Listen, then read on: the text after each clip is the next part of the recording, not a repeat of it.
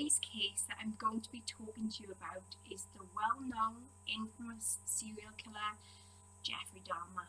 So yeah, this is going to be quite a long video. This is a very dark, sickening case that I just want to put a viewer's discretion here. That is involvement of murder, cannibalism, necrophilia, and a lot of other dark things that I'm going to be talking to you about regarding this case. So let's dive in. Okay then, so Jeffrey Dahmer's real name is Jeffrey Lionel Dahmer, and he was born on May the 21st, 1960, and he died on November the 28th, 1994. So he is also known as the Milwaukee Cannibal or the Milwaukee Monster. So he was an American serial killer and a sex offender who killed and dismembered 17 men and boys between the years of 1978 and 1991. Many of his later murders involved necrophilia, cannibalism, and the permanent preservation of body parts, which was typically all or the part of a skeleton. Although he was diagnosed with borderline personality disorder, schizotypal personality disorder, and a psychotic disorder, Dahmer was found to be legally sane at his trial. He was convicted of 15 of the 16 homicides he had committed in Wisconsin and was sentenced to 15 terms of life imprisonment on February the 17th, 1992. Dahmer was then later sentenced to a 16th term of life imprisonment for an additional homicide that was committed in Ohio in 1978. On November the 28th, 1994, Dahmer was beaten to death by Christopher Scarver, a fellow inmate which was at the Columbia Correctional Institution, which was in Portage in Wisconsin. Jeffrey Lionel Dahmer was born May the 21st, 1960s in Milwaukee in Wisconsin in the United States. He had died on November the 28th, 1994 at age 34, which was in Portage in Wisconsin in the United States. His cause of death was homicide by bludgeoning, which was a severe skull and brain trauma. There is going to be involvements here with the names that he was called, which was Milwaukee Cannibal, Milwaukee Monster. He had 16 counts of first-degree murder. He had disorderly conduct with 2 counts. Then there was second-degree sexual assault and enticing a child for immoral purposes. He had the life imprisonment without the possibility of parole 16 multiple times, which was a total of 941 years in prison. He had 17 victims. The span of crimes ranged between 1978 to 1991. He was located in the United States, which was in Ohio and Wisconsin, and he was apprehended on July the 22nd, 1991, and he was imprisoned at Columbia Correctional Institution in Portage in Wisconsin.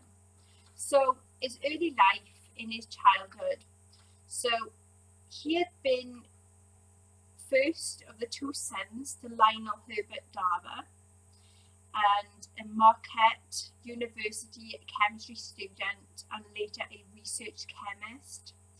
And his mum was called Joyce Annette Dahmer, they called me Flint, a teletype machine instructor. Lionel is of a German and Welsh ancestry, and Joyce was of a Norwegian and Irish ancestry. Some sources report that Dahmer was deprived of attention as an infant, and other sources however, suggests that Dahmer was generally doted upon as an infant and a toddler by both parents. Although his mother was known to be very tense, greedy for both attention and pity, and very argumentative with her husband and those of their neighbours. As Dahmer entered his first grade, Lionel's university studies kept him away from home. This was pretty much of the time. When he was home, his wife, a hypochondriac who suffered from depression, demanded constant attention and spent an increasing amount of time in bed. On one occasion, she attempted suicide using Equinil. Consequently, neither parent devoted much time to their son, who later recollected that from an early age he felt very unsure of the solidity of the family, recalling extreme tension and numerous arguments between his parents during all of his early years. Dahmer had been a very energetic and happy child, but became notably subdued after double hernia surgery shortly before his 4th birthday. At elementary school, Dahmer was regarded as quite quiet and timid. One teacher later then recollected that she detected early signs of abandonment. In Dahmer, due to his father's absence and mother's illness, the symptoms of which increased when she became pregnant with her second child, nonetheless in elementary school. Dahmer did have a small number of friends. In October 1966, the family moved to Doylestown in Ohio. And then when Joyce had given birth in December, Dahmer was allowed to choose the name of his new baby brother. He chose the name David. The same year, Lionel earned his degree and started work as an analytical chemist in the nearby Akron in Ohio. From an early age, Dahmer manifested an interest in dead animals. This was his fascination with dead animals that may have begun when he was just the age of 4.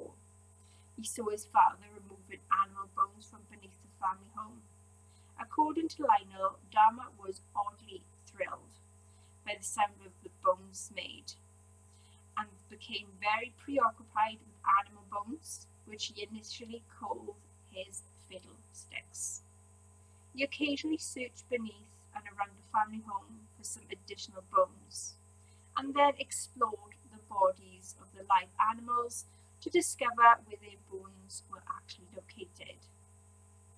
In May 1968, the family moved to Bath Township in the Summit County of Ohio. This address was their 3rd in 2 years, and Dahmer's 6th address since marriage. The home stood in one of the half acres of woodland, with a small hut only a short walk from the house, where Dahmer began collecting large insects such as dragonflies and moths, and skeletons of small animals such as chipmunks and squirrels.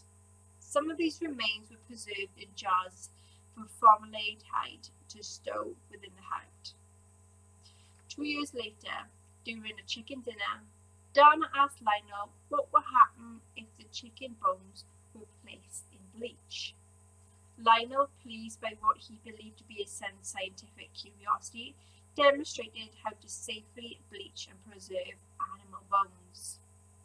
Dahmer incorporated these preserving techniques into his bone collecting and also began collecting dead animals, including roadkill, which he would dissect and bury beside the hut, with the skulls occasionally placed atop makeshift crosses. According to one friend, Dahmer explained to him that he was very curious as to how animals actually fitted together. In one instance, in 1975, Dahmer decapitated the carcass of a dog before nailing the body to a tree and impaling the skull upon the stick in the woodland behind his house as a prank. He later invited a friend to view the display, claiming that he discovered the remains just by chance. The same year, Lionel taught his son how to preserve animal bones, and Joyce began increasing her daily consumption of Equinil, laxatives and sleeping pills, further minimising her tangible contact with her husband and her children.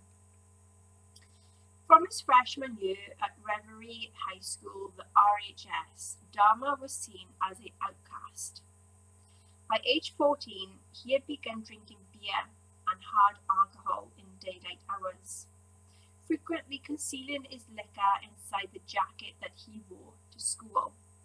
Dahmer mentioned to one classmate who inquired why he was drinking scotch in the morning in history class that the alcohol he consumed was, quote, my medicine. Although largely uncommunicative in his freshman year, Dahmer was seen by staff as very polite and highly intelligent, but with an average grade. He was a competitive tennis player and played briefly in high school band. When he reached puberty, Dahmer discovered that he was actually gay. He did not tell his parents in his early teens. He had a brief relationship with another teenage boy, although they never had any intercourse.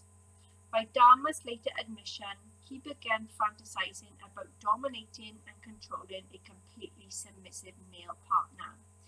This was in his early to mid-teens, and his masturbatory fantasies gradually evolved to his focusing on chests and the torsos. These fantasies gradually become intertwined with dissection. When he was about 16, Dahmer conceived a fantasy of rendering unconscious and particular male joggers that he found very attractive, and then making sexual use of the body. On one occasion, Dahmer concealed himself in the bushes with a baseball bat to lie in wait for this man. However, the jogger did not pass by on this particular day. Dahmer later admitted that it was his first attempt to attack and render an individual submissive to him.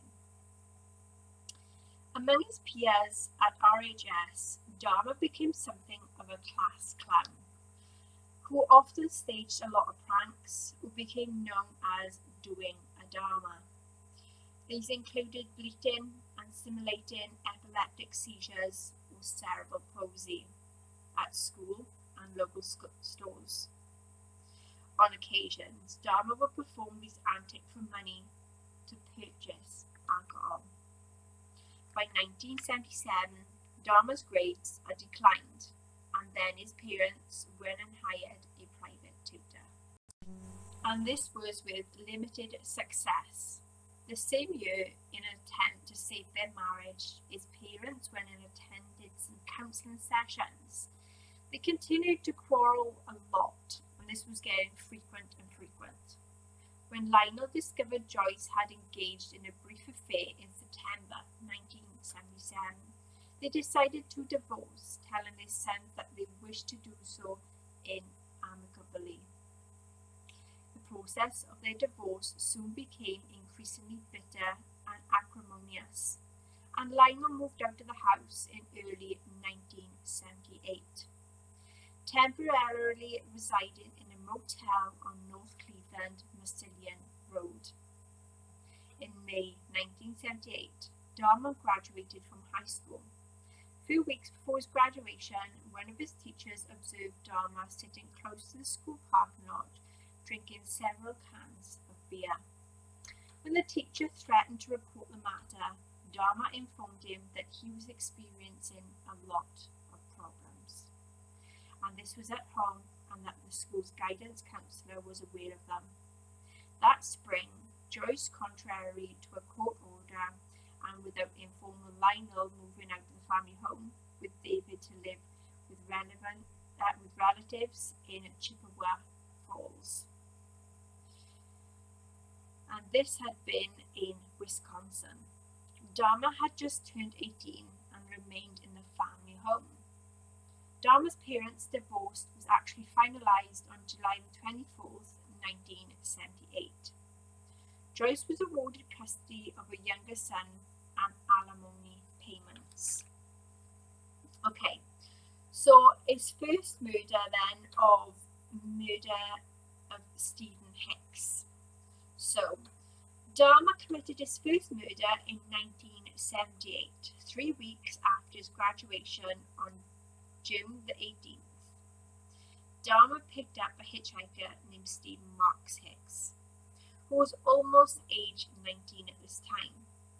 Dahmer lured the youth then to his house on the pretext of drinking.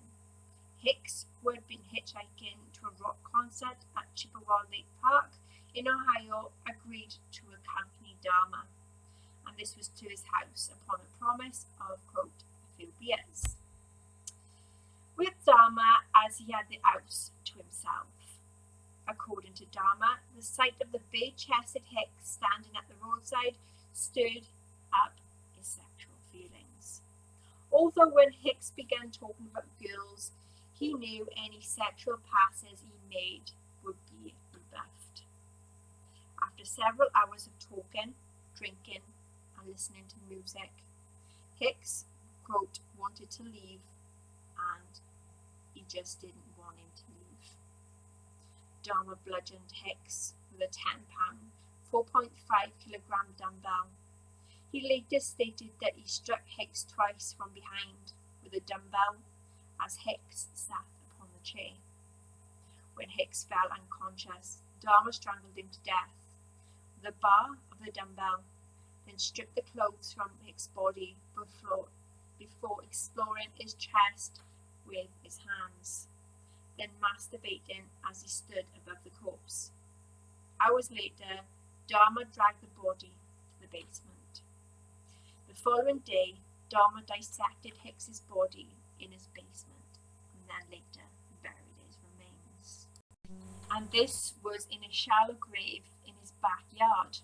Several weeks later, he unearthed the remains and pared the flesh from the bones. He dissolved the flesh in acid before flushing the solution down the toilet. He crushed the bones with a sledgehammer and scattered them in the woodland behind his family home. 6 weeks after the murder of Hicks, Dahmer's father and his fiancée returned to his home, where they discovered Dahmer living alone.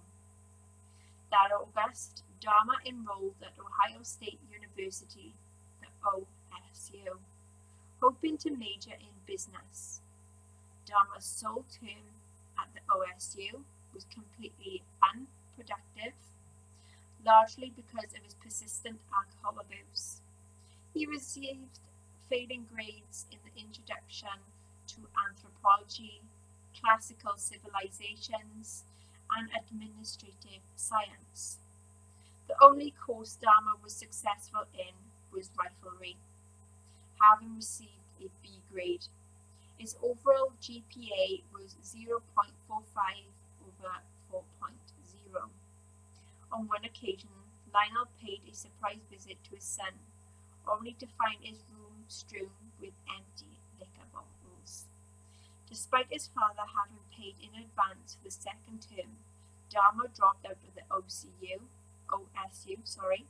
after just 3 months. Dahmer was in West Germany in 1979.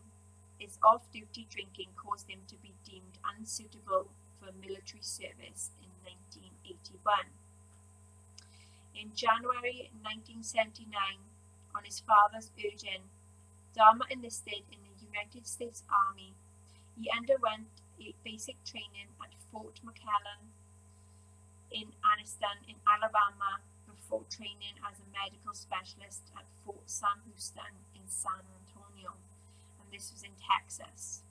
He was occasionally reprimanded for intoxication while stationed at Fort Sam Houston, and on one occasion, an instance of insubordination resulted in his entire platoon being punished, earning Dahmer a severe beating from his fellow recruits. On July 13th, 1979, Dahmer was deployed to Baumolder in West Germany, where he served as a combat medic, and this was in 2nd Battalion, the 68th Armoured Regiment, 8th Infantry Division. According to the published reports in Dahmer's first year of service, He was a, quote, average or slightly above average soldier.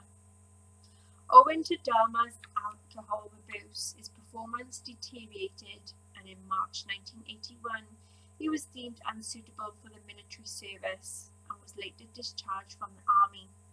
He received an honourable discharge, as his superiors did not believe that any problems Dahmer had in the army would be applicable in the civilian life.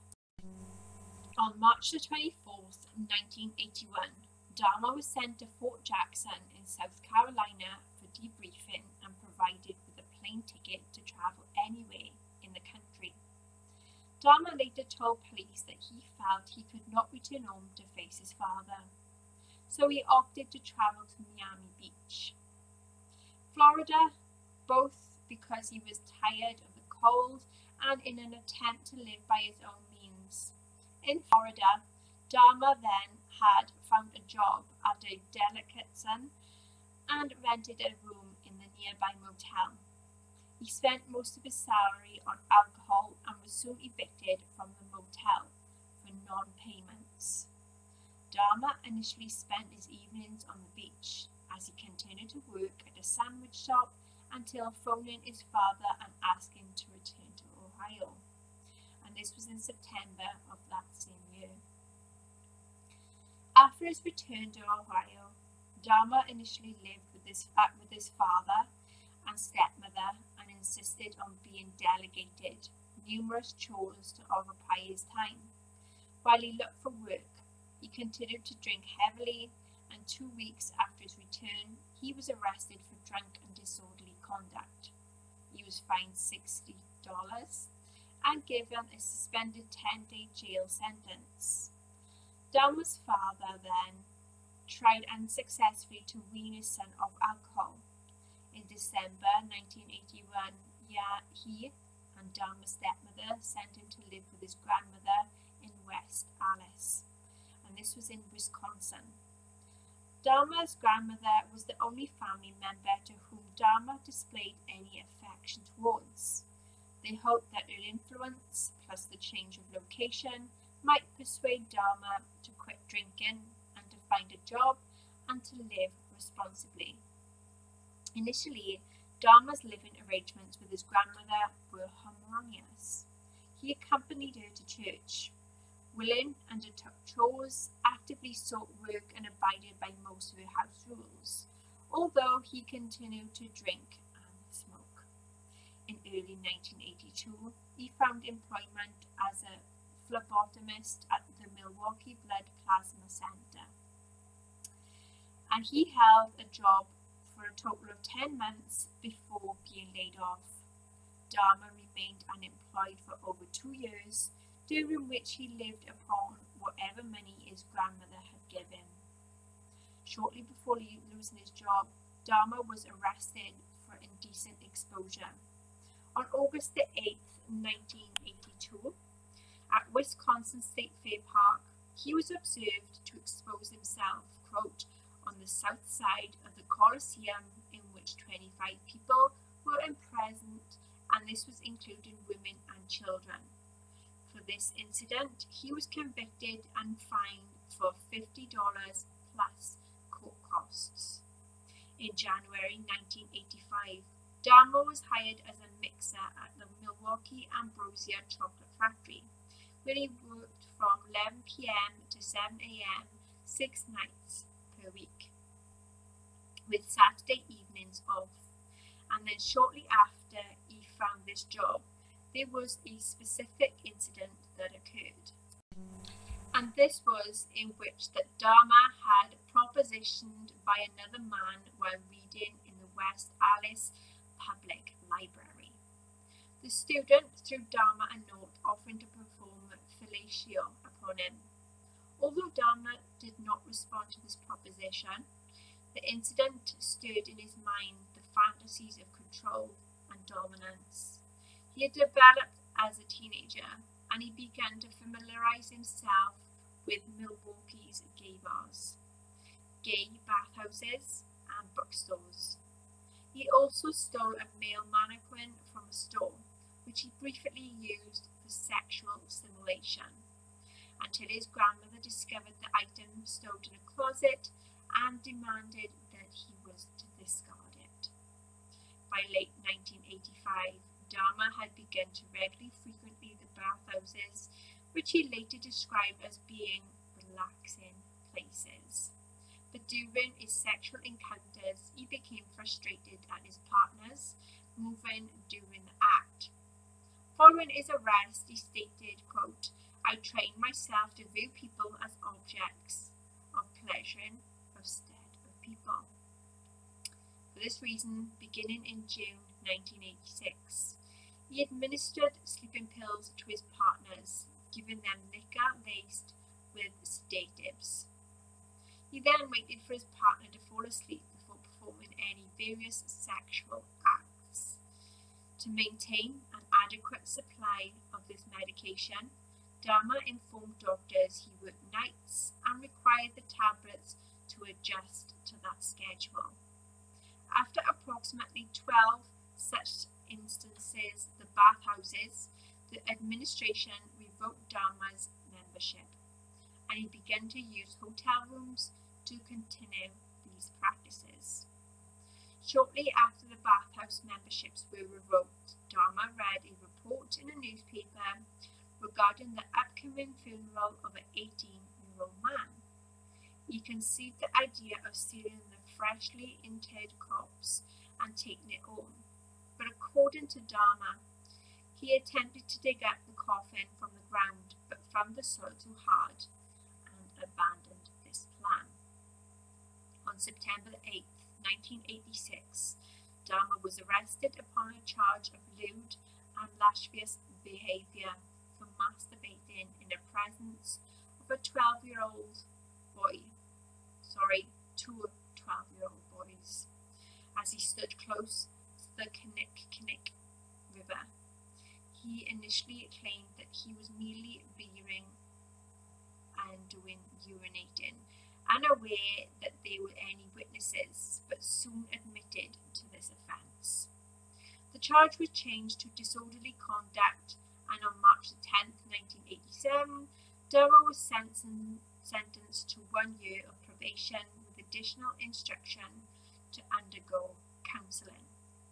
On November 20th, 1987, Dahmer, at the time residing with his grandmother in West Allis, encountered a 25-year-old man from Ontonagon, which is in Michigan, called Steve Toomey, at a bar and persuaded him to return to the Ambassador Hotel in Milwaukee.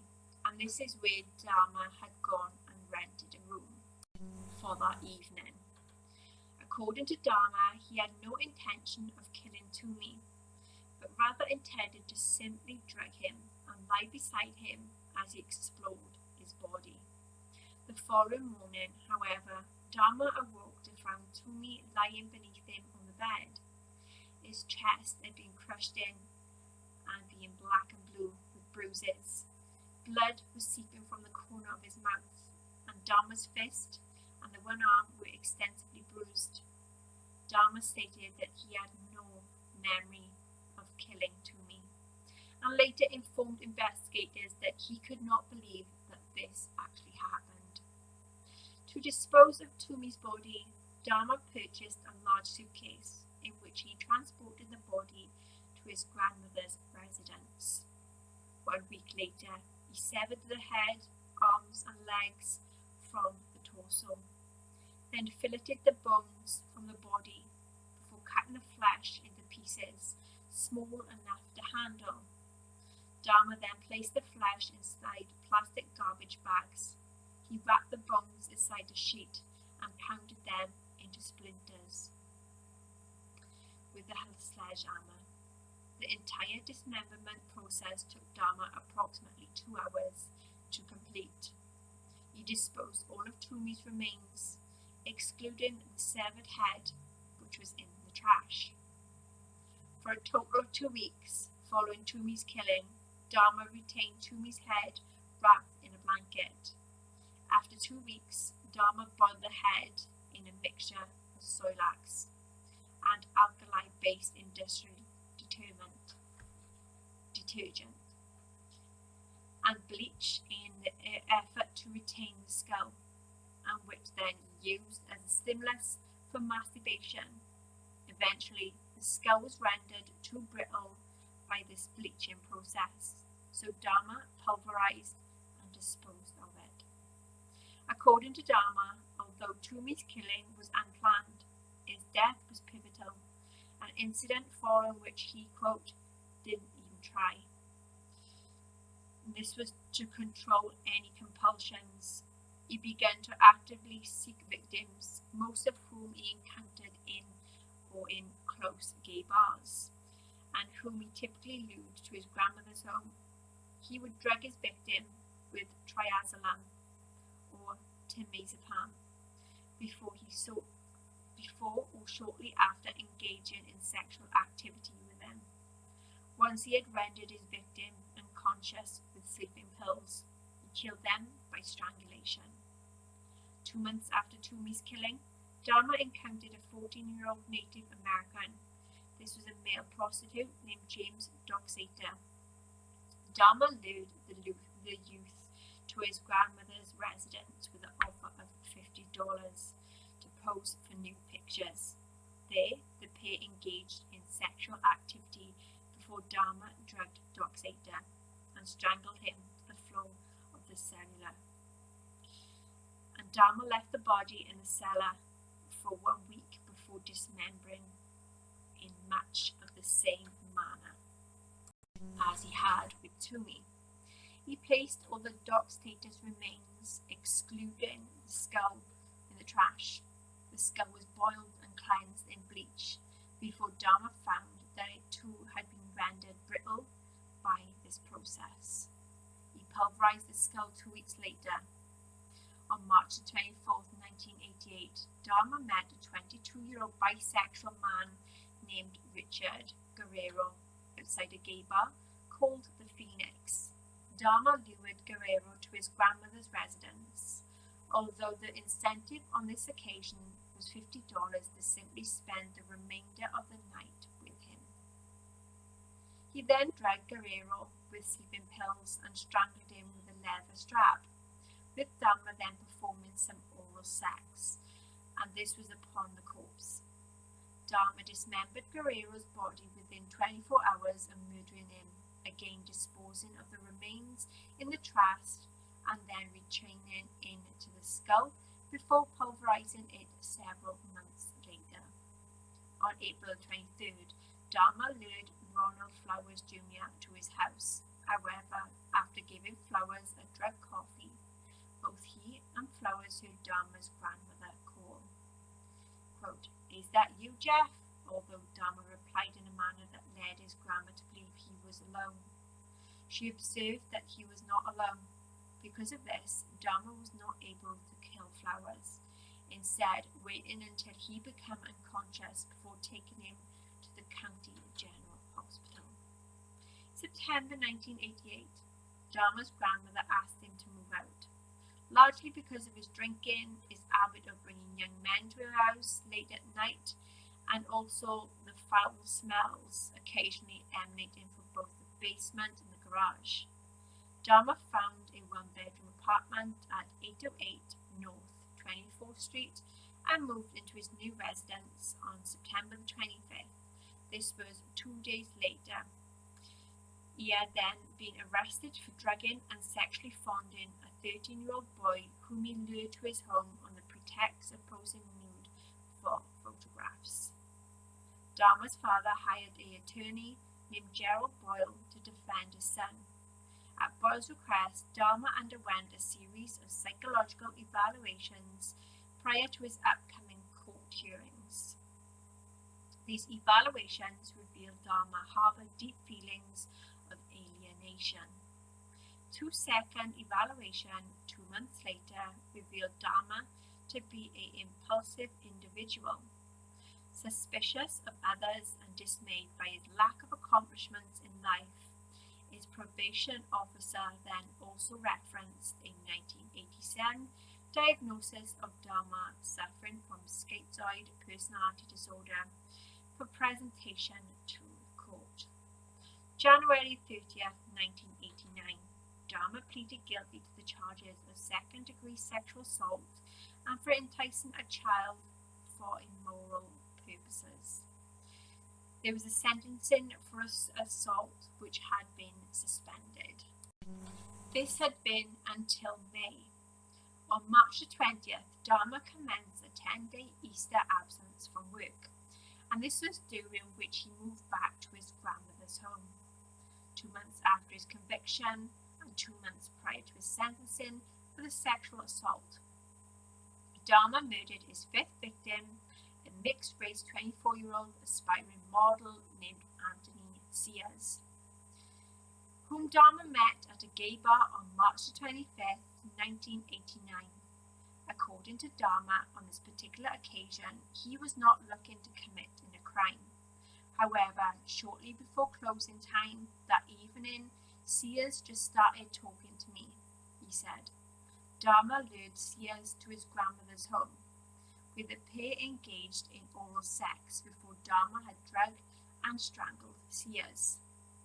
The following morning, Dahmer placed the corpse in his grandmother's bathtub, where he decapitated the body before attempting to flay the corpse.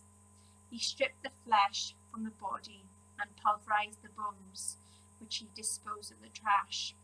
According to Dahmer, he found Sears exceptionally attractive, and Sears was the first victim of whom he permanently retained any body parts. He preserved Sears' head and genitalia in acetone and stored them in a wooden box, which he later placed in his work locker. When he moved to a new address the following year, he took the remains there. On May the 23rd, 1989, Dahmer was sentenced to 5 years probation and 1 year in the House of Correction. With work release permitted in order that he be able to keep his job, he was also required to register as a sex offender.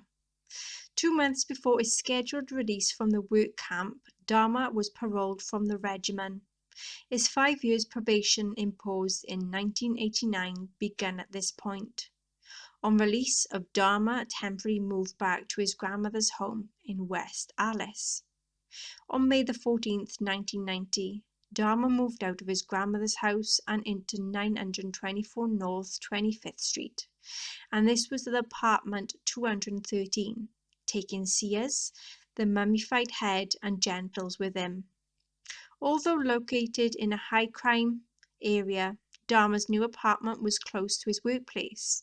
It was furnished and at $300 per month inclusive of all bills, excluding any electricity, was economical. Within 1 week of his moving into his new apartment, Dahmer had killed his sixth victim, which was called Raymond Smith. Smith was a 32-year-old male prostitute whom Dahmer had lured to his apartment 213 with the promise of $50 for sex. Inside the apartment, he gave Smith a drink that was laced with 7 sleeping pills, and then he manually strangled him. The following day, Dahmer purchased a Polaroid camera, with which he took several pictures of Smith's body in suggestive positions before dismembering him in the bathroom. He boiled the legs, arms, and pelvis in a steel kettle with Soilax, which allowed him to rinse the bones in his sink. Dahmer dissolved the remainder of Smith's skeleton, excluding the skull, in a container filled with acid. He later spray-painted Smith's skull, which he placed along the skull of Sears upon a black towel inside a metal filing cabinet. Approximately 1 week after the murder of Raymond Smith, on or about May the 27th, Dahmer lured another young man to his apartment, and this was on the occasion that Dahmer accidentally consumed the drink laden with sedatives, intended for consumption by his guest. When he awoke the following day, he discovered his intended victim had stolen several items of his clothing, $300 and a watch. Dahmer never reported this incident to the police, although he may although on May the 29th, he divulged to his probation officer that he had been robbed. In June 1990, Dahmer lured a 27-year-old acquaintance named Edward Smith. This was to his apartment. He drugged and strangled Smith, but on this occasion, rather than immediately acidifying the skeleton or repeating any previous processes of bleaching which had rendered previous victims' skulls to make them brittle, Dahmer placed Smith's skeleton in the freezer for several months, in the hope it would not retain any moisture. Freezing the skeleton did not remove moisture, and the skeleton of his victim was acidified several months later. Dahmer accidentally destroyed the skull when he placed it in the oven to dry, a process that caused the skull to explode. Dahmer later informed police that he felt rotten about Smith's murder, as he had been unable to retain any parts of his body. It was my way of remembering their appearance, he said, their physical beauty. I also wanted to keep, if I couldn't keep them there with me whole, I at least could keep their skeletons. Quote. Jeffrey Dahmer recollected that his motivations for both photographing his victims and retaining sections of the skeletal structure was in February 1993. Less than 3 months after the murder of Edward Smith, Dahmer encountered a 22-year-old Chicago native named Ernest Miller, and this was outside the bookstore on the corner of North 27th Street. Miller agreed to accompany Dahmer to his apartment for $50 and then further agreed to allow him to listen to his heart and stomach. When Dahmer attempted to perform oral sex upon Miller, he was informed, quote, "That'll cost you extra," whereupon Dahmer gave Miller an extra drink that was laced with 2 sleeping pills. On this occasion, Dahmer had only 2 sleeping pills to give to his victim. Therefore, he killed Miller by slashing his carotid artery with the same knife he used to dissect his victims. Miller bled to death within minutes. Dahmer then posed the nude body for various suggestive Polaroid photographs before placing it in his bathtub for dismemberment. Dahmer repeatedly kissed and talked to the severed head while he dismembered the remainder of the body. Dahmer unwrapped then Miller's heart, liver, biceps, and portions of flesh from the legs in a plastic bag and placed them in the freezer for later consumption. He boiled the remaining flesh and organs into a, quote, jelly-like substance, using Silax, which enabled him to rinse the flesh off the skeleton, which he intended to retain. To preserve the skeleton, Dahmer placed the bones in a light bleach solution for 24 hours before allowing them to dry upon a cloth for 1 week.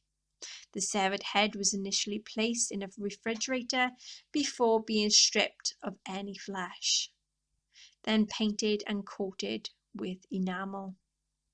3 weeks after the murder of Miller, on September the 24th, Dahmer encountered a 22-year-old father of 2 named David Thomas at the Grand Avenue Mall.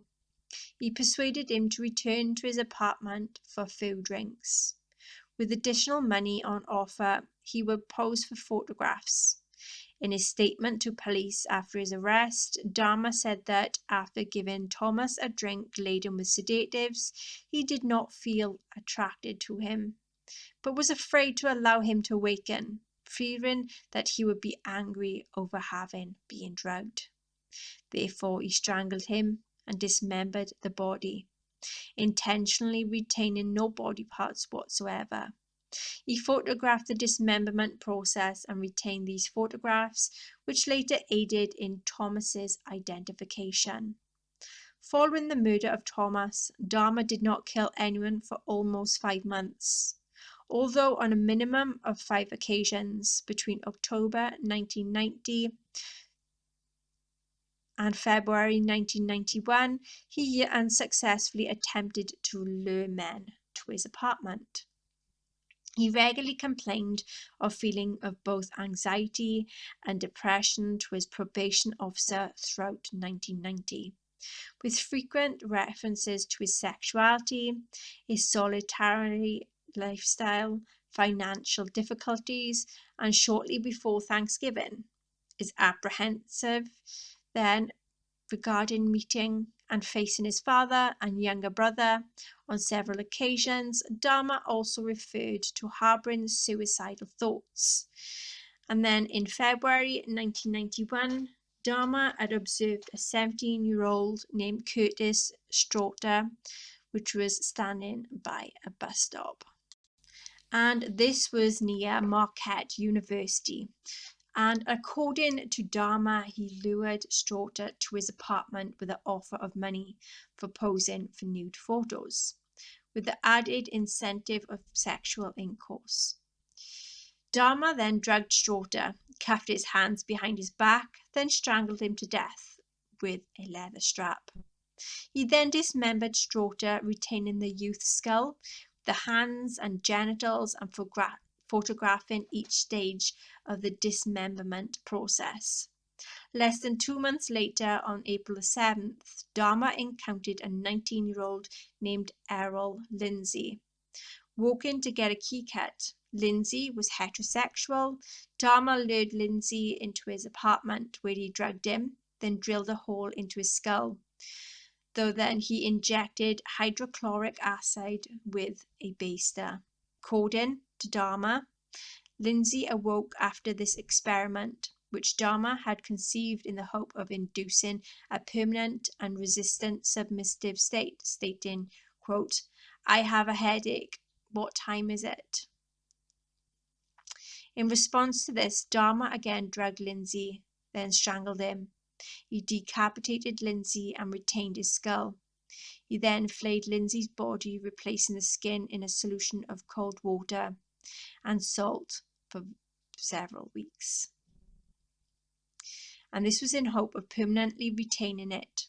Reluctantly, he disposed of Lindsay's skin where he noted it and became too frayed and brittle.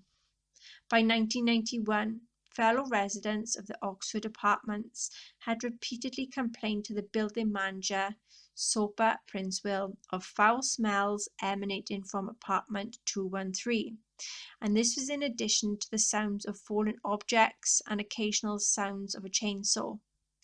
Princeville contacted Dahmer in response to these complaints on several occasions.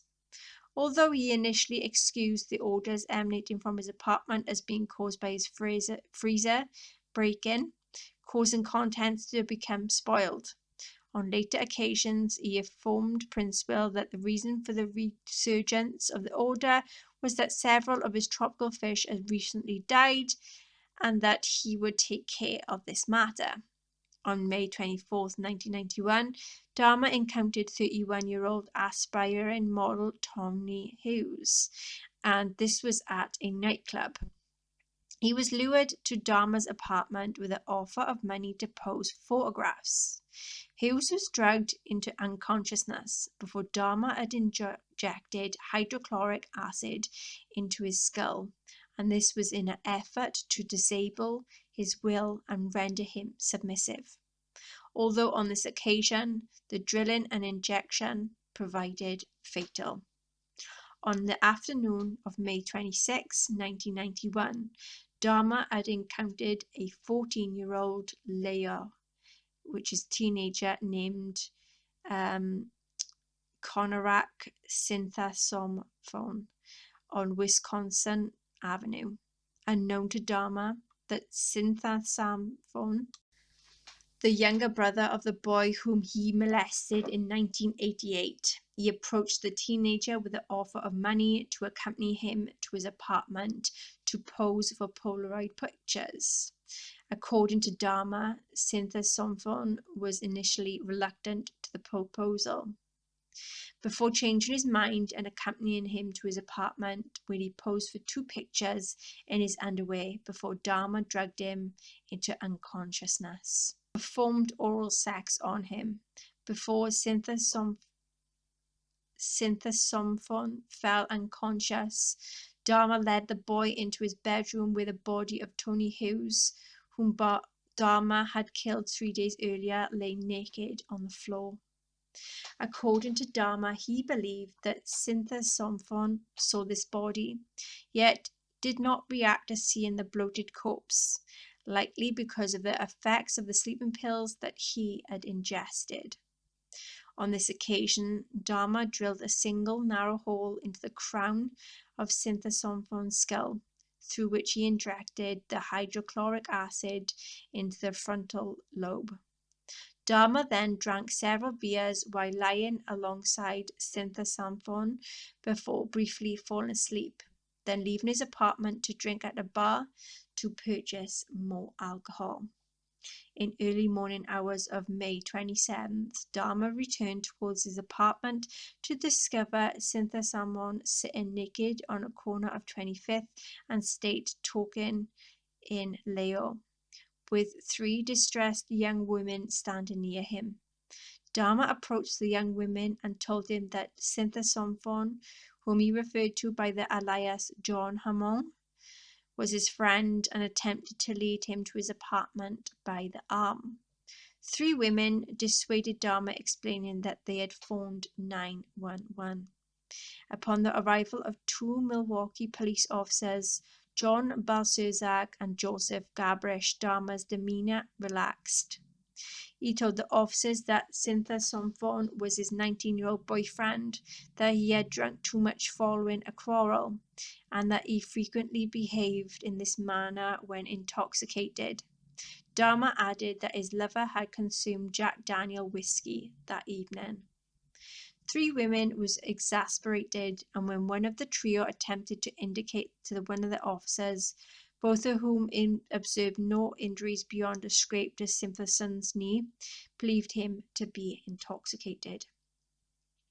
That Cynthia Somphon had then blood upon his testicles, he was bleeding from his rectum, and that he seemingly struggled against Dahmer's attempt to walk him to the apartment prior to the arrival. The officer harshly informed her to butt out, shut the hell up, and not to interfere. Shortly after the arrival of the Milwaukee police officers, 3 members of the Milwaukee Fire Department arrived at the scene. These individuals also examined Cynthia Somphon for injuries and provided a yellow blanket for the police officers to cover Cynthia Somphon. One of the 3 believed Cynthia Somphon needed treatment, but the police officers directed the fire department personnel to leave. Shortly thereafter, Officer Richard Porobakan arrived at the scene. He and Gabrish, followed by Balcerzak, escorted Dahmer and Cynthia Somphon to Dahmer's apartment. As Dahmer repeatedly commented on the general crime in the neighborhood and of his apprehension of the police. Inside the apartment, and in the effort to verify his claim that he and Cynthia Somphon were lovers, Dahmer showed the officers the 2 semi-nude Polaroid pictures he had taken of the youth the previous evening, though Balcerzak said that he smelled nothing unusual. Gabrish later stated that he noted a strange scent reminiscent of excrement inside the apartment. This odour emanated from the decomposing body of Hughes.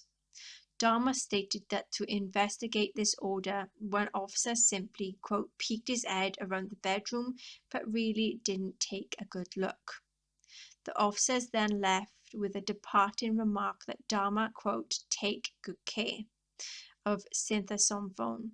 This incident was listed by the officers as a domestic dispute. Upon the departure of the 3 officers from his apartment, Dahmer again injected hydrochloric acid in Cynthia Somphon's brain. The second injection proved fatal, Following day, May the 28th, Dahmer took a day's leave from work to devote himself to the dismemberment of the bodies of Cynthia Sampson and Hughes. He retained both victims' skulls. 30th of June, Dahmer travelled to Chicago, where he encountered a 20-year-old named Matt Turner at a bus station. Turner accepted Dahmer's offer to travel to Milwaukee for a professional photo shoot. This was at the apartment. Dahmer had drugged, strangled, and dismembered Turner, placed his head and internal organs in a separate plastic bag into the freezer. Turner was not reported missing. 5 days later, July the 5th, Dahmer lured 23-year-old Jeremiah Weinberger from a Chicago bar to his apartment on the promise of spending the weekend with him.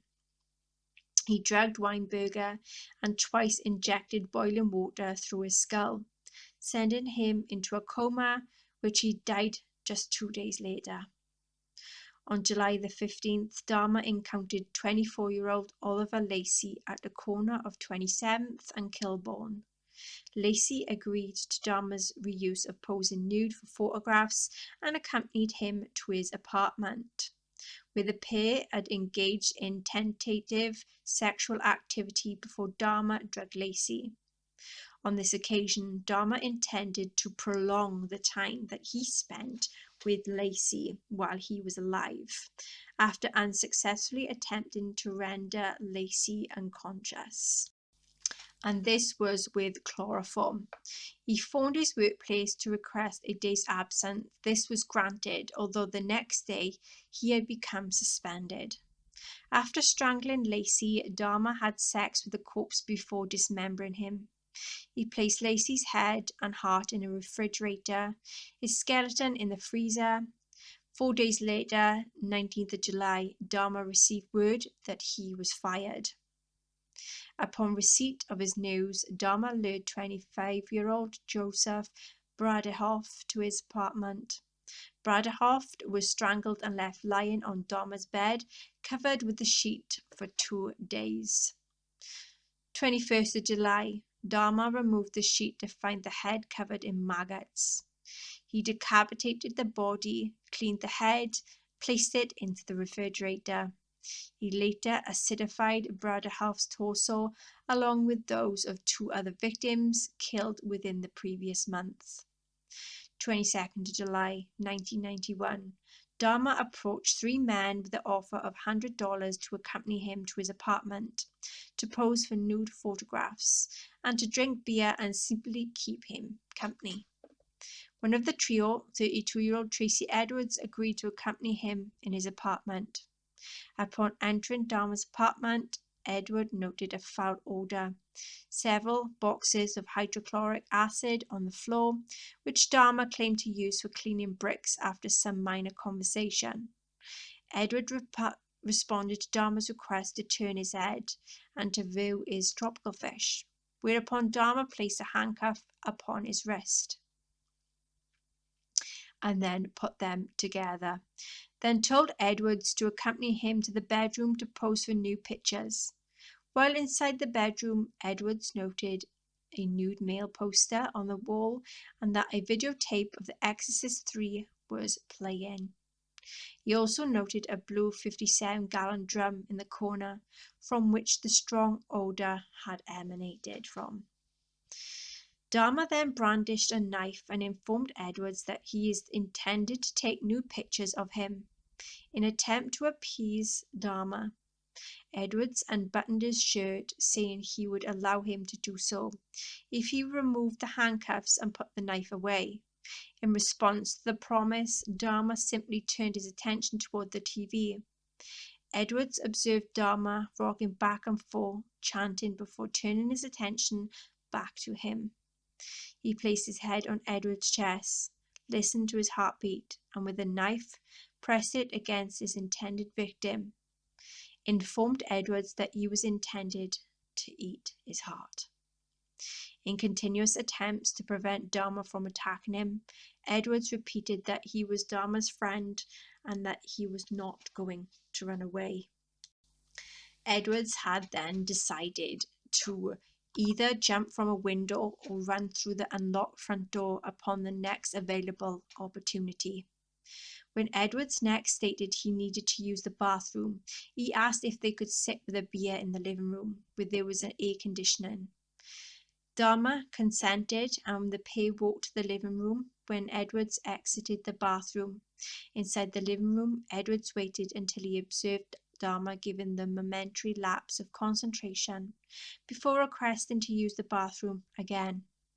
When Edwards rose from the couch, he noticed Dahmer was not holding the handcuffs, whereupon Edwards punched him in the face, knocking Dahmer off balance and ran straight out the front door. 11:30 p.m., July 22nd, Edwards flagged down two Milwaukee police officers, Robert Routh and Rolf Mueller, at the corner of North 25th Street. Officers noted Edwards had a handcuff attached to his wrist, whereupon he explained to the officers that a freak had placed him in handcuffs upon him and asked if the police could remove them. When police handcuff keys failed to fit the brand of handcuffs, Edwards agreed to accompany the officers to the apartment where Edward had stated he had spent the previous 5 hours before he had escaped.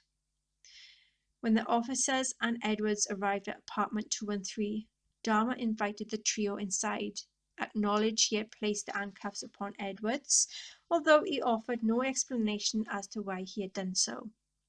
At this point, Edwards divulged to the officers that Dahmer had also brandished a large knife upon him.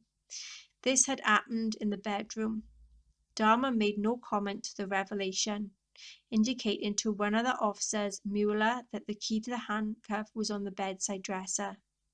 As Mueller entered the bedroom, Dahmer attempted to pass Mueller to retrieve the key himself, whereupon the second officer present, Roth, informed him to back off.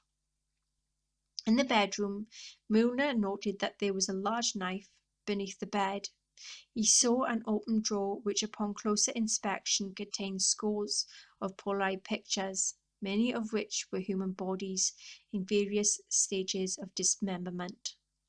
Mueller noted that the decor indicated that it had been taken in the same apartment in which they were standing.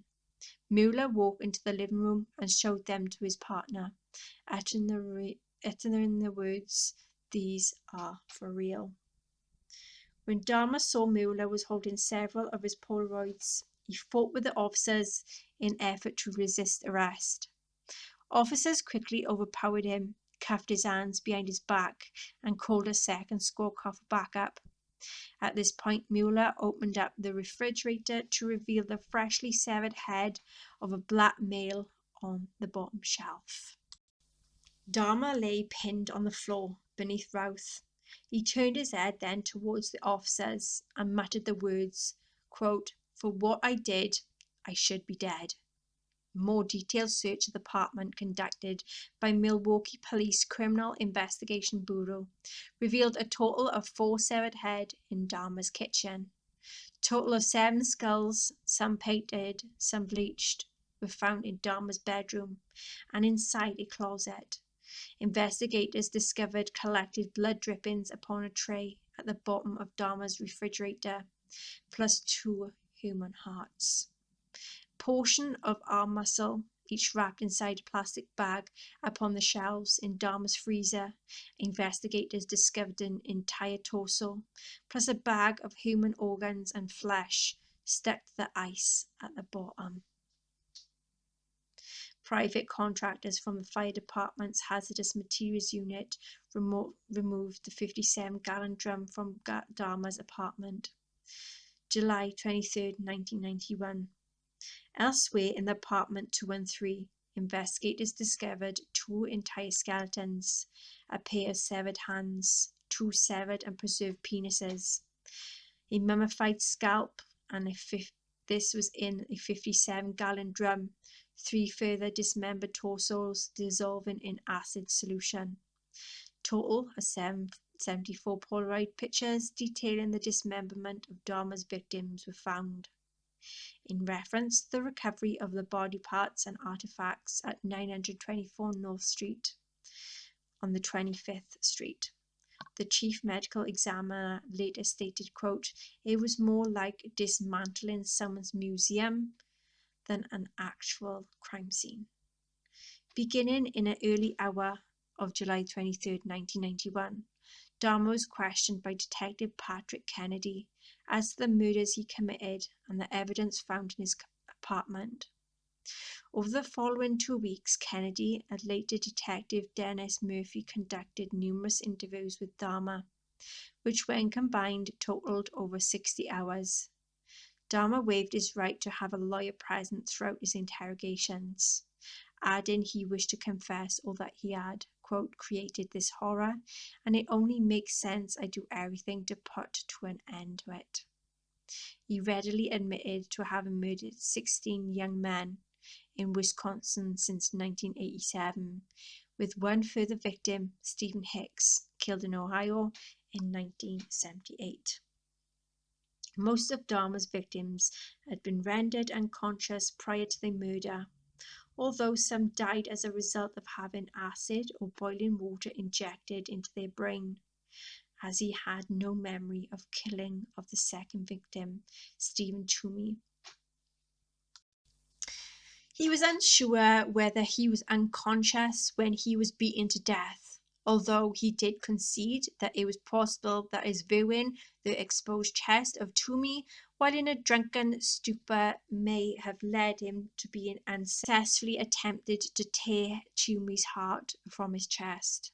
Although all the murders Dahmer committed after moving into Oxford apartments had involved a ritual of posing the victims' bodies in suggestive positions, typically with the chest thrust outwards prior to dismemberment.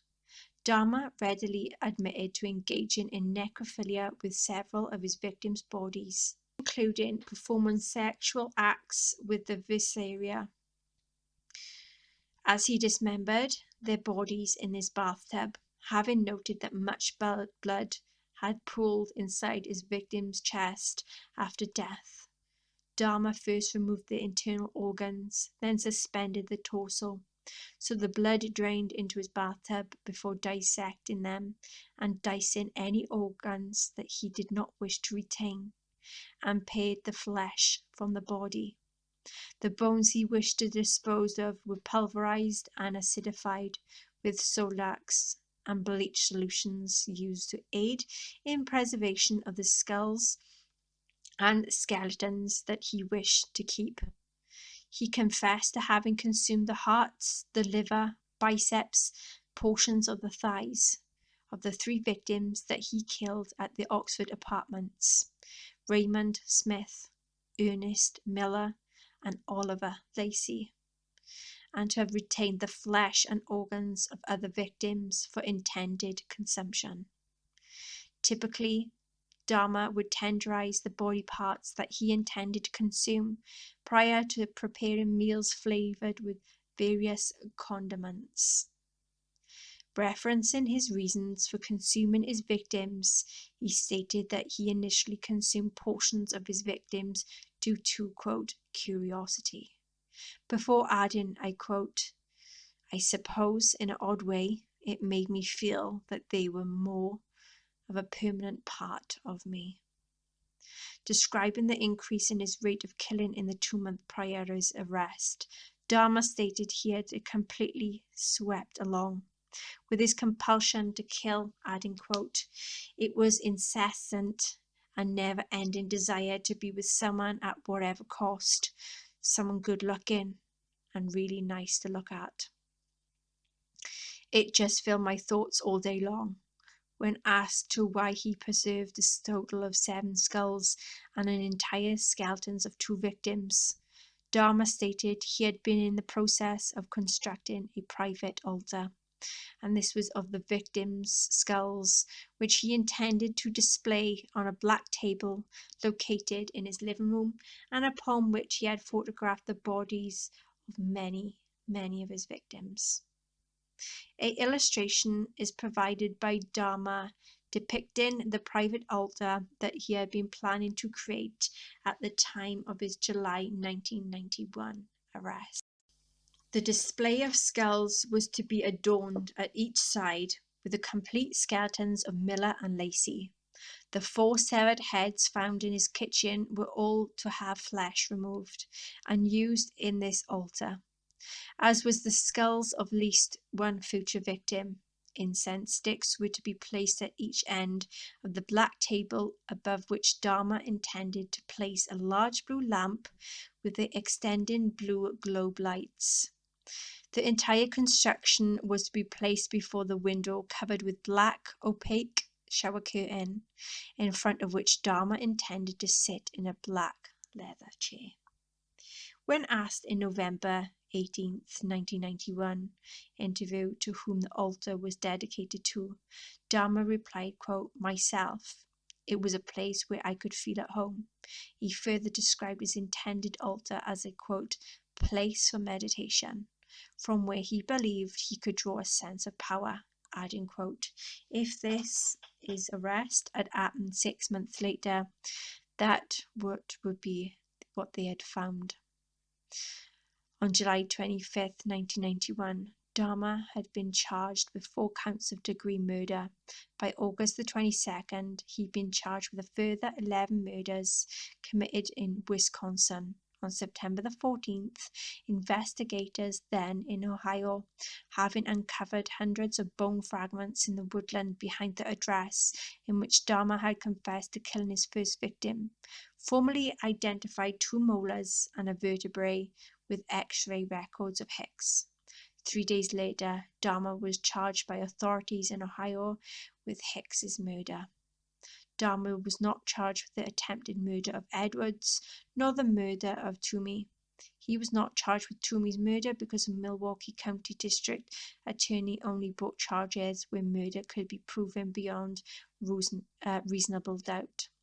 Dahmer had no memory of actually committing this particular murder, for which no physical evidence of the crime existed. At a scheduled preliminary hearing on January 13, 1992, Dahmer pleaded guilty but insane to 15 counts of murder. Dahmer's trial began on 30th of January 1992. He was tried in Milwaukee for 15 counts of first-degree murder before Judge Lawrence Graham. By pleading guilty on January 13th to charges brought against him, Dahmer was waived his rights to trial to establish guilt, as defined in Wisconsin law. Attorneys at Dahmer's trial debated whether he suffered from either a mental or personality disorder. The prosecution claimed that any of the disorders did not deprive Dahmer of the ability to appreciate the criminality of his conduct, or to deprive him of the ability to resist his impulses. The defenses argued that Dahmer suffered from a mental disease and was driven by a lot of obsessions and impulses that he was unable to control. Defense experts argued that Dahmer was insane due to his necrophiliac drive. Is compulsive to have sexual encounters with corpses. Defense experts Fred Berlin testified that Dahmer was unable to conform his conduct at the time that he committed the crimes due to his paraphilia, or more specifically necrophilia. Judith Becker, a professor of psychiatry and psychology, was the second expert witness for this defense. Beckner diagnosed Dahmer as a necrophiliac, although she added Dahmer had informed her of preferred comatose sexual partners to the deceased ones 75% of the time. The final defense expert to testify, forensic psychiatrist Carl Wallstrom, diagnosed Dahmer with necrophilia, borderline personality disorder, schizotypal personality disorder, alcohol dependence, and psychotic disorder. February the 8th, Fred Forstall had testified on behalf of the prosecution.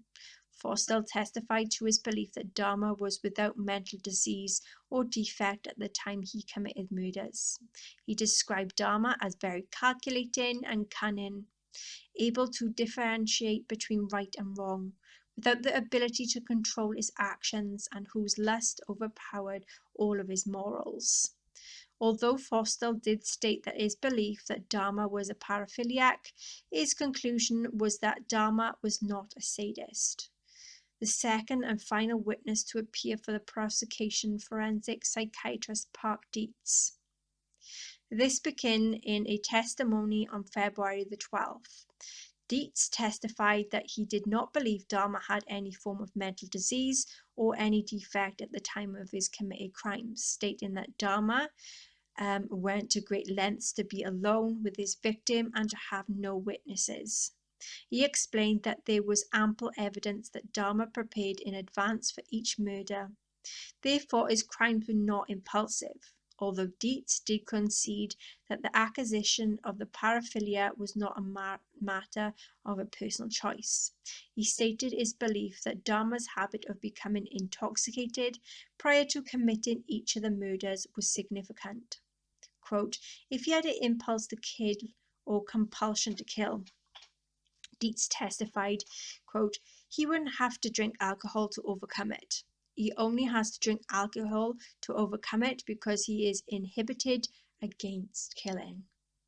Dietz noted that Dahmer strongly identified the villains of The Exorcist 3 and Return of the Jedi, particularly the level of power held by these characters, expounding the significance of these movies on Dahmer's psyche and many of the murders committed at the Oxford apartments. Dietz explained that Dahmer occasionally viewed scenes from these films before searching for a victim.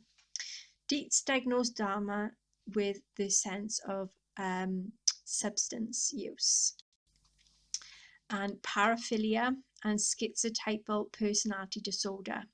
Two court-appointed mental health professionals testified independently of either prosecution or defense. This was where forensic psychiatrist George Palomero and clinical psychologist Samuel Friedman. Palermo stated that the murders were the result of a, quote, pent-up aggression within himself. He killed those men because he wanted to kill the source of his homosexual attraction to them. In killing them, he used what he hated in himself. Palomero concluded that Dahmer had a severe mixed personality disorder with antisocial, obsessive-compulsive, sadistic, fetishistic, borderline, and necrophilic features, but otherwise legally sane. Friedman tested that it was longing for companion and that it caused Dahmer to kill. They testified that Dahmer was not a psychotic. He described Dahmer as amiable, pleasant to be with, courteous, with a sense of humor, conventionally handsome, and charming in manner. He was and still is a bright young man. He diagnosed Dahmer with a personality disorder not otherwise specified featuring borderline, obsessive, compulsive, and sadistic traits. The trial lasted 2 weeks. 14th of February, both attorneys delivered their closing arguments to the jury. Each attorney was allowed to speak for 2 hours. Defense attorney then Gerald Boyle argued first. Repeatedly referring to the testimony of the mental health professionals, almost all of them had agreed Dahmer was afflicted with mental disease. Boyle argued that Dahmer's compulsive killings had been a result of, quote, a sickness he discovered, not chose. Boyle portrayed Dahmer as desperately lonely and profoundly sick individual, quote, so out of control he could not conform his conduct anymore. Following the defense counsel's 75-minute closing argument, Michael McCann delivered his closing argument for the prosecution, describing Dahmer as a sane man in full control of his actions who simply strove to avoid detection. McCann described Dahmer as a calculating individual who killed to control his victims and retained their bodies, quote, merely to afford himself a prolonged period of sexual pleasure. McCann argued that by pleading guilty but insane to the charges, Dahmer was seeking to escape responsibility for his crimes. February 15th, the court reconvened then to hear the verdict that Dahmer was ruled to be to be sane and not suffering from mental disorder at the time of each of the 15 murders for which he tried, although in each count 2 of the 12 jurors signified they dissent. Formal sentencing was postponed until February the 17th. On this date, Dahmer's attorney announced his client wishes to address the court.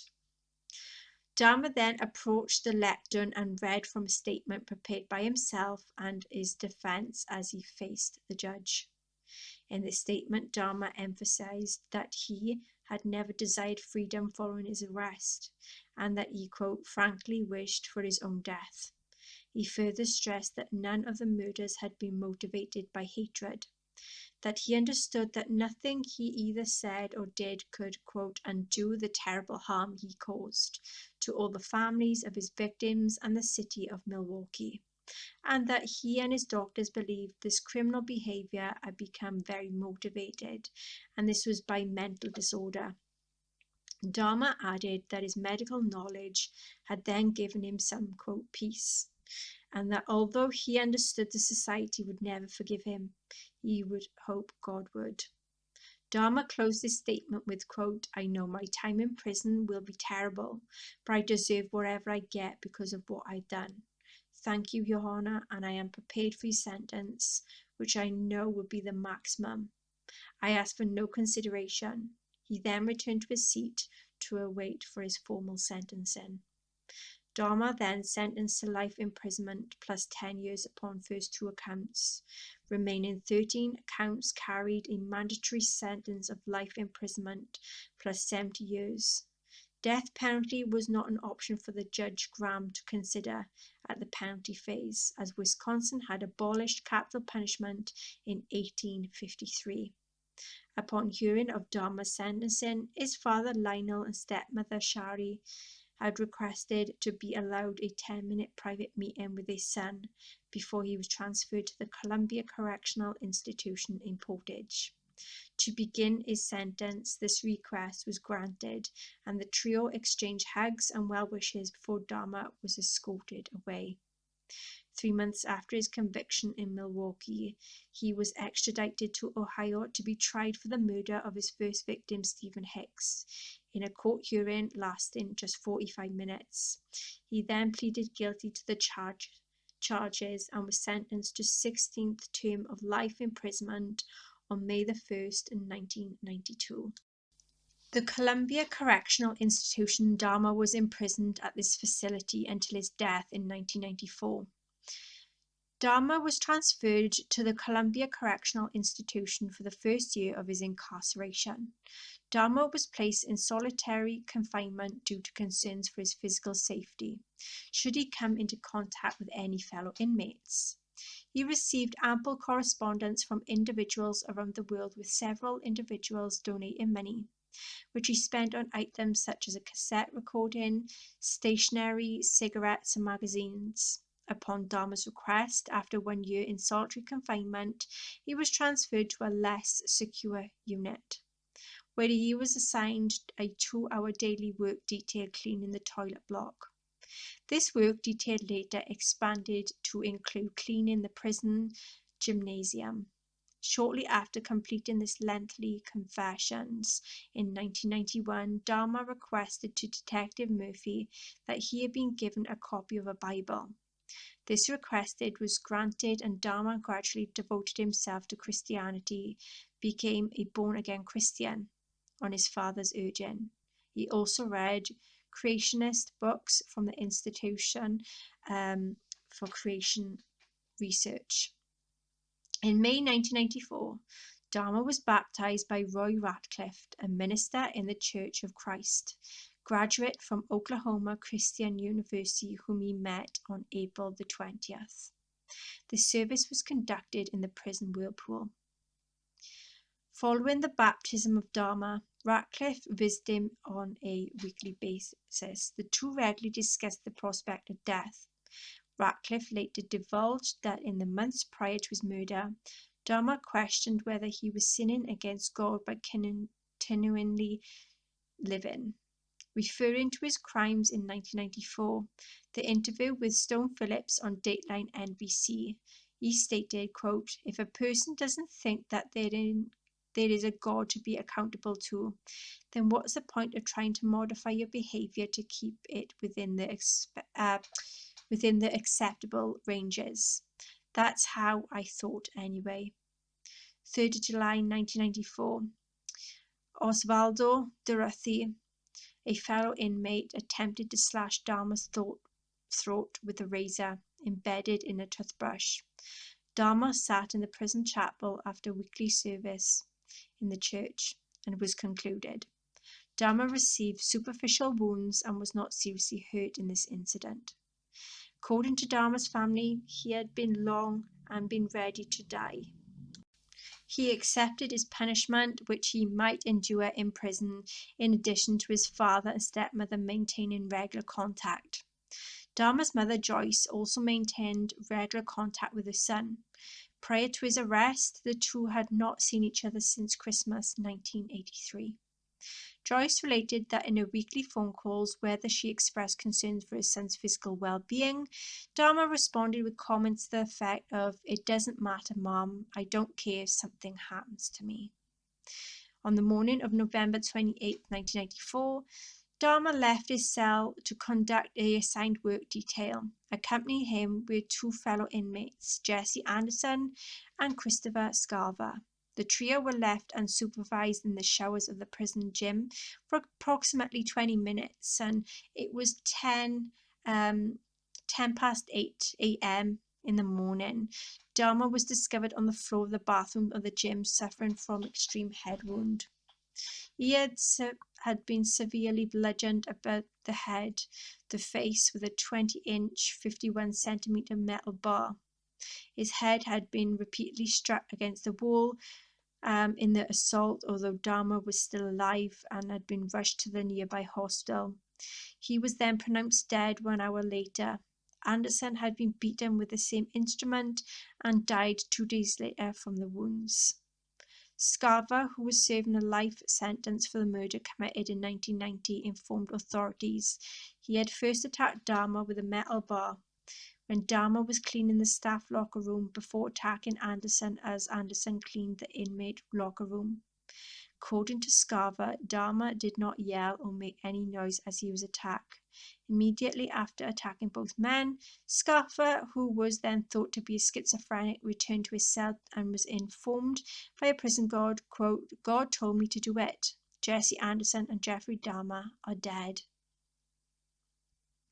Scarver was adamant he had not planned the attacks in advance.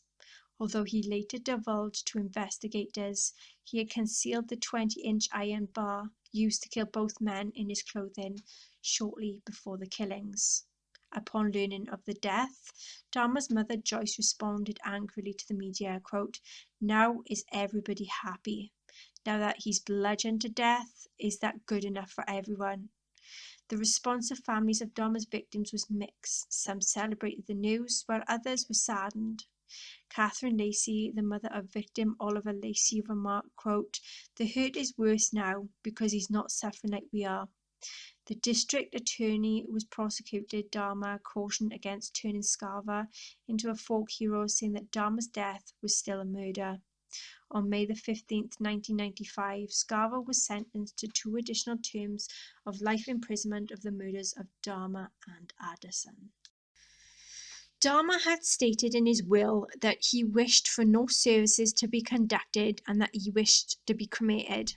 In September 1995, Dahmer's body was cremated and his ashes divided between his parents, owing to a disagreement between his parents as to whether Dahmer's brain should be retained for medical research.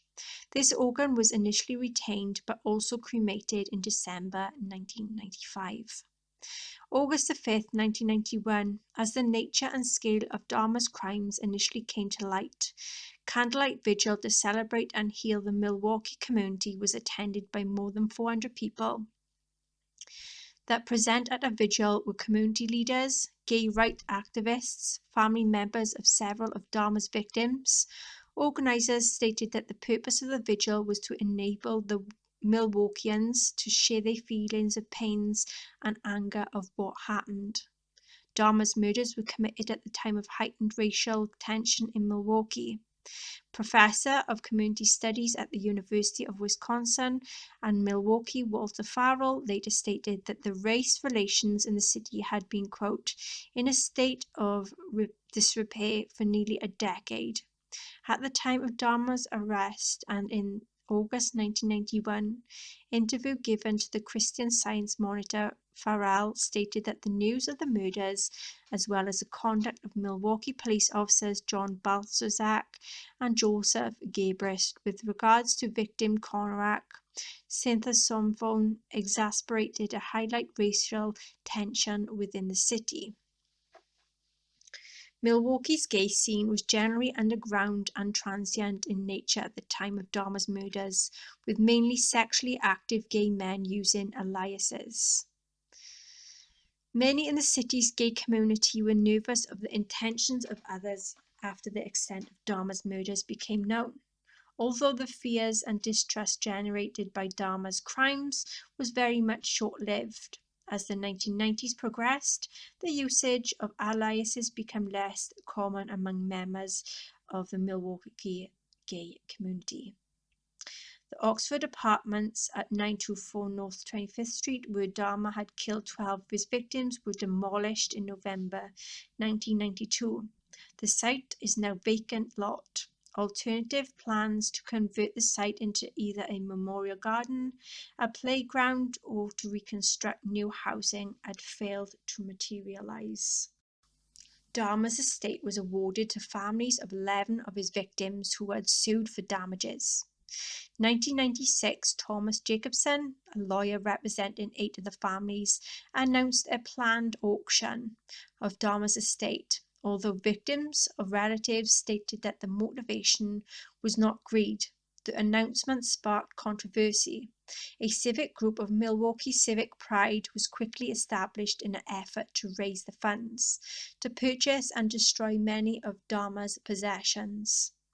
The group pledged $407,225, including a $100,000 gift by Milwaukee real estate developer Joseph Zilber, for purchase of Dahmer's estate. 5 of 8 families represented by Jacobson agreed to the terms, and Dahmer's possessions were subsequently destroyed and buried in an undisclosed Illinois landfill.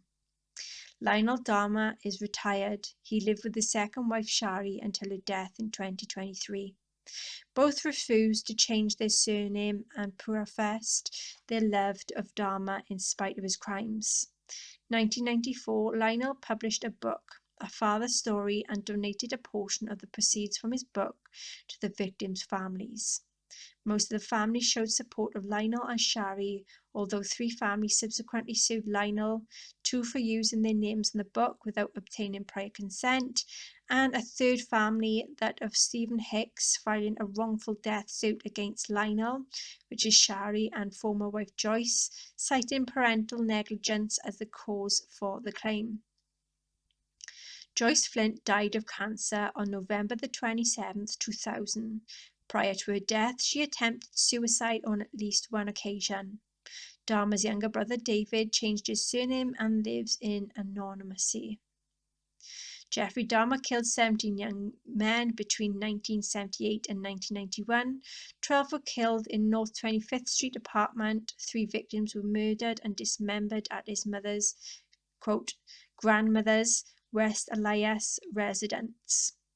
His first and second victims were murdered at his parents' home in Ohio and the Ambassador Hotel in Milwaukee, which is respectively. A total of 14 of Dahmer's victims were from various ethnic minority backgrounds, with 9 victims being black. Dahmer was adamant that the race of his victims was incidental to him and that it is the body form of potential victim that attracted his attention. These contentions have been supported via an independent forensic specialist study of Dahmer's victim selection and anthropological analysis of which revealed his victims shared a quote morphology similarity and suggesting Dahmer was psychologically attracted to certain anthropometric body types. Most of Dahmer's victims were killed by strangulation after being drugged by sedatives. First victim was killed by a combination of bludgeoning and strangulation, and his second victim was battered to death. One further victim killed in 1990, Ernest Miller, dying of a combination of shock and blood loss due to his carotid artery being cut. Four of Dahmer's victims killed in 1991 had holes bored into their skulls, through which Dahmer injected hydrochloric acid or later boiling water into the frontal lobes in an attempt to induce a permanent submissive and resistant state. This proved fatal, although on one occasion this was not Dahmer's intention. 1978, June the 18th, Stephen Mark Hicks, 18, last seen hitchhiking to a rock concert in Chippewa Lake Park in Bath, Ohio. By Dahmer's admission, was caught his attention to Hicks hitchhiking was the fact that the youth was bare-chested. He was bludgeoned with a dumbbell and strangled to death with his instrument before being dismembered. Remains pulverized and scattered in a woodland behind Dahmer's family home. 1987, Stephen Walter Toomey, November the 20th, Stephen Walter Toomey, 25, killed in a rented room at the Ambassador Hotel in Milwaukee. Dahmer claimed to have no memory of murdering Toomey, yet he stated he must have battered him to death in a drunken stupor. His body was dismembered in the basement of Dahmer's grandmother's house and the remains discarded in the trash. No remains were ever found. 1988, 16th of January, James Edward Dockstader, 14, met Dahmer outside a gay bar in Wisconsin. Dockstader was lured to West Alliance on the pretext of earning $50 for posing for nude pictures. Dahmer strangled Dockstader and kept his body in a basement for a week before dismembering him and discarding the remains in the trash. No remains were ever found. March 24th, Richard Guerrero, age 22, dragged and strangled in Dahmer's bedroom at West Alliance. In Dahmer had dismembered Guerrero's corpse in the basement, dissolved the flesh in acid, and disposed the bones in trash. He bleached retained the skull for several months before disposing of it. No remains were ever found. 1989, March the 25th, Anthony Lee Sears, 24. Sears was the last victim to be drugged and strangled at Dahmer's grandmother's residence.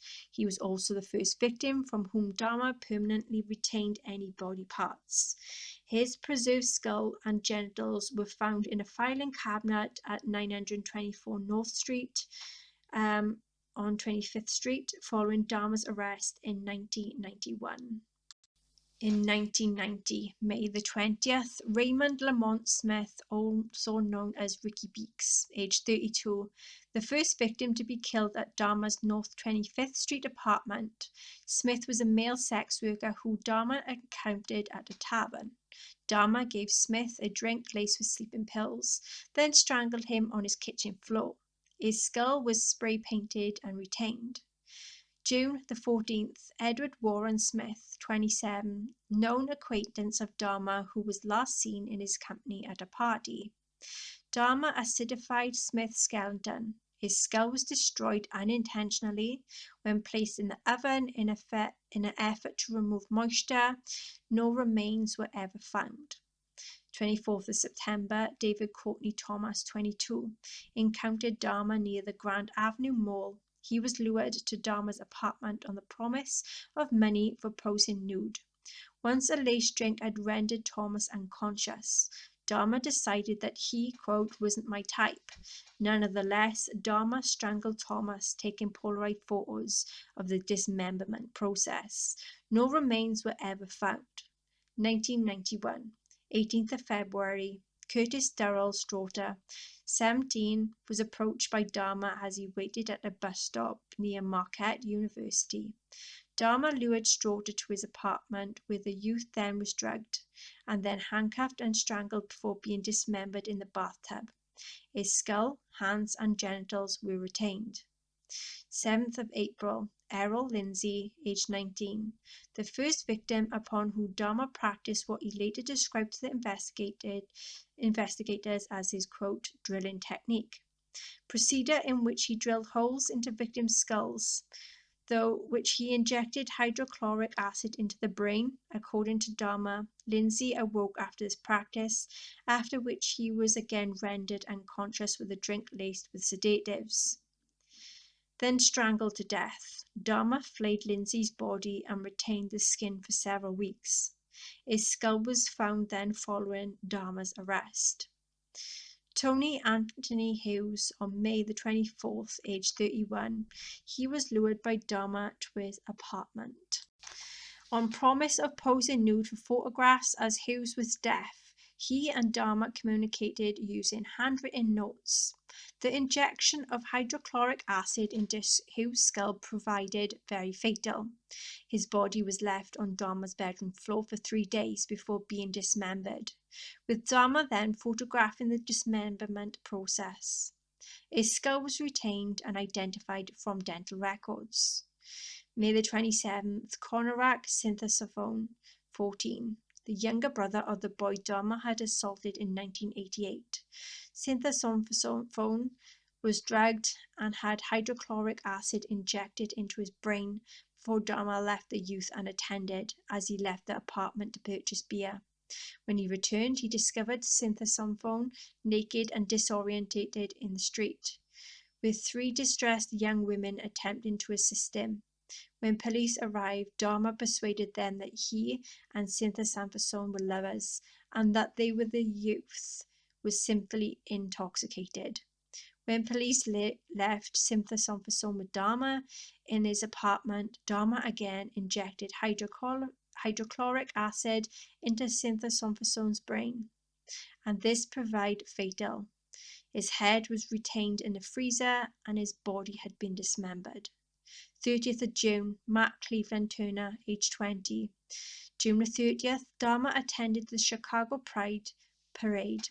This was at a bus stop. He encountered a 20-year-old named Matt Turner. He persuaded him to accompany him to Milwaukee to pose for a photo shoot. Turner was drugged, strangled, then dismembered in a bathtub.